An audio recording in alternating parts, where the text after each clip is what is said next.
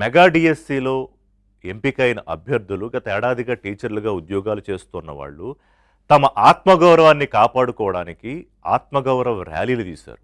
ఎందుకు తీయాల్సి వచ్చింది? విద్యార్థులకు పాఠాలు చెప్పే ఉపాధ్యాయులు తమ అస్తిత్వాన్ని కాపాడుకోవడానికి, తాము తమ నైపుణ్యంతో ప్రతిభతో కష్టపడి ఉద్యోగం సాధించుకున్నామని రాష్ట్ర ప్రజలకు చెప్పడానికి ప్లకార్డులు పట్టుకుని అంబేద్కర్ వారి విగ్రహం దగ్గర వరకు వెళ్ళి అక్కడ నివేదన చేసుకోవాల్సిన పరిస్థితి ఎవరు తీసుకొచ్చారు? ఇంకెవరు? వన్ అండ్ ఓన్లీ ఆంధ్రప్రదేశ్లో జగన్మోహన్ రెడ్డి గారు, ఆయన పార్టీ నాయకులు. ఏంటి సమస్య జగన్మోహన్ రెడ్డికి? 5 ఏళ్లలో ఆయన ఒక్క డిఎస్సి ఇవ్వలేదు, మాటలు చెప్పారంతే.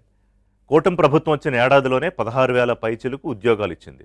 లక్షల్లో అభ్యర్థులు ఉంటారు. ఇవాళ మీకు ఒక చిన్న posting, I tell you an example. హైదరాబాద్లో హైడ్రా ఉంది కదా, ప్రత్యేక వ్యవస్థ.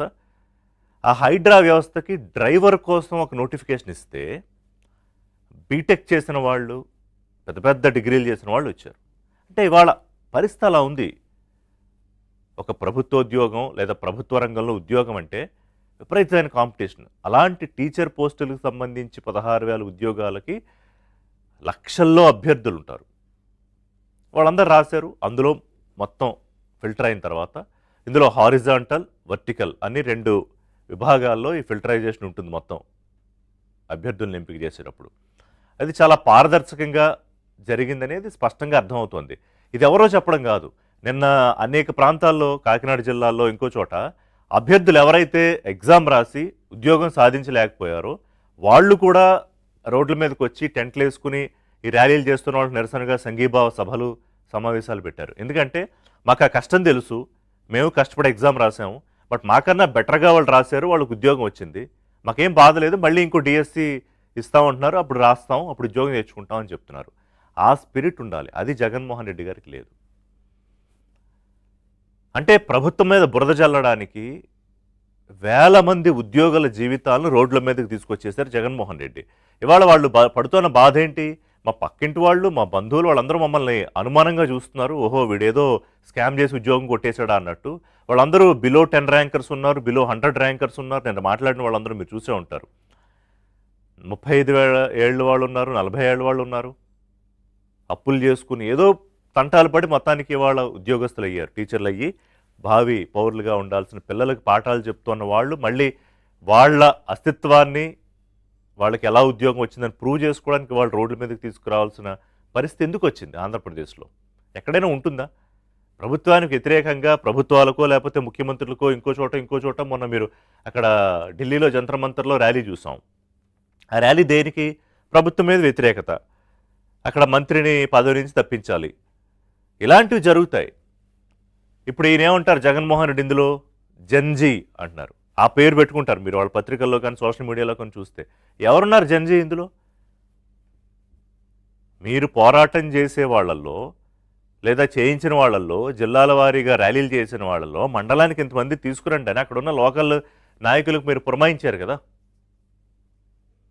ఇప్పుడు ఏమంటున్నారు? గ్రూప్ 1 తెర మీదకి వచ్చింది, డిఎస్సి స్కామ్, దాన్ని కుంభకోణం అంటారు వాళ్ళు. డిఎస్సి కుంభకోణాన్ని డైవర్ట్ చేయడానికి గ్రూప్ 1 తెర మీదకి తీసుకొచ్చారు. ఏ గ్రూప్ 1? జగన్మోహన్ రెడ్డి ముఖ్యమంత్రిగా ఉన్నప్పుడు ఇచ్చిన గ్రూప్ 1 ఎగ్జామినేషన్లో ఇప్పుడు జాబులు చేస్తున్న సుమారు 175-180 మంది. With due respect to all the officers group 1లో, వాళ్ళ మీద నేను డౌట్ పడట్లేదు. అందులో ప్రతిభ ఉన్న వాళ్ళు, ఉద్యోగాలు తెచ్చుకున్న వాళ్ళు ఉంటారు. కానీ అక్రమాలు జరిగాయనే వాస్తవం అయితే సిట్ నివేదికలో ఉంది కదా. ఇప్పుడు చర్చ జరగాలంటే మరి సిట్ నివేదిక ఇచ్చినప్పుడు జరుపుతారా, లేకపోతే ఎప్పుడంటే అప్పుడు జరుపుతారా? ఇవాళ సిట్ నివేదిక ఇచ్చింది, అందులో ఎలా అక్రమాలు జరిగాయి, అర్హులైన వాళ్ళని ఎలా పక్కన పెట్టారు, ఎగ్జామినేషన్ పేపర్ ఎవరు దిద్దారు, ఇవన్నీ కూడా వచ్చాయి. ఎక్కడెక్కడ హాయ్లాండ్లో ఎందుకు ఎగ్జామినేషన్ పేపర్స్ ఉన్నాయి, మరి బహుశా దాని మీద కూడా చర్చ జరగాలి. సో ఇవాళ నుంచి అసెంబ్లీ ప్రారంభం కాబోతోంది. అసెంబ్లీ 4 రోజులు 5 రోజులు బీఎస్సీ సమావేశంలో నిర్ణయిస్తారు, అది పెద్ద విషయం కాదు. కానీ ఈ డిఎస్సికి సంబంధించి మంత్రి లోకేష్, సంబంధిత మంత్రి ఎవరైతే రాజీనామా చేయాలని డిమాండ్ చేస్తున్నారో ఒక రాజకీయ కారణంతో ఆయన సమాధానం చెప్పబోతున్నారు. బహుశా చర్చ కన్నా ముందే లోకేష్ సమాధానం ఉండొచ్చు, లేదా ఒక బేసిక్ డిస్కషన్ తర్వాత ఉండవచ్చు. ఈ సమాధానం ఎవరికి? బురద జల్లుతున్న వాళ్ళ కోసం కాదు. ఎందుకంటే ఒక వ్యాలిడ్ ఎజెండాతో, ఒక వ్యాలిడ్ బేస్తో మీరు అడిగితే ప్రభుత్వాలు సమాధానం చెప్తాయి. కానీ బురద జల్లే రాజకీయంతో చేస్తున్నందుకు లోకేష్ నాకు తెలిసి జగన్మోహన్ రెడ్డికో వాళ్ళకో సమాధానం చెప్తారని అనుకోను. ఈ వేల మంది టీచర్ల విషయంలో ఏ రకంగా ఈ ప్రక్రియ జరిగింది అనే దాని విషయాన్ని రాష్ట్ర ప్రజల ముందు ఉంచడానికి బహుశా మంత్రి ప్రయత్నం చేస్తారనుకుంటున్నాను ఈరోజు. క్లియర్గా అసలు ఒక్కొక్క పోస్టింగ్ ఎలా వచ్చింది, ఎందుకంటే వీళ్ళు GO4 అంటున్నారు, 1:1 రేషియో అంటున్నారు. So many questions. వాటన్నిటికీ మంత్రి సమాధానం చెప్తారని ఆశిద్దాం ఇవాళ. బహుశా గ్రూప్ 1 గురించి కూడా చర్చ రావచ్చు, ఎందుకంటే వాళ్ళ మండలిలో తీర్మానం ఇస్తారు వైసీపీ వాళ్ళు. మండలిలో బలం ఉంది, నేను మొన్న మీకు చెప్పాను కదా, అసెంబ్లీకి రారు, మండలికి వస్తారు. ఎందుకని?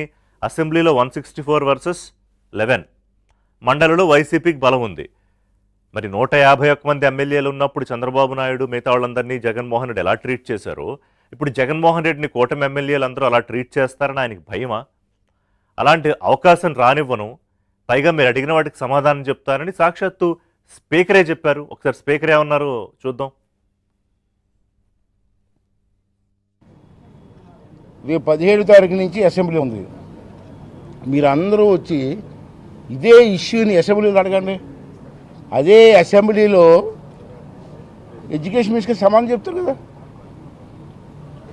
అసెంబ్లీ సాక్షిగా వరల్డ్ మొత్తం టీవీలో చూస్తారు కదా.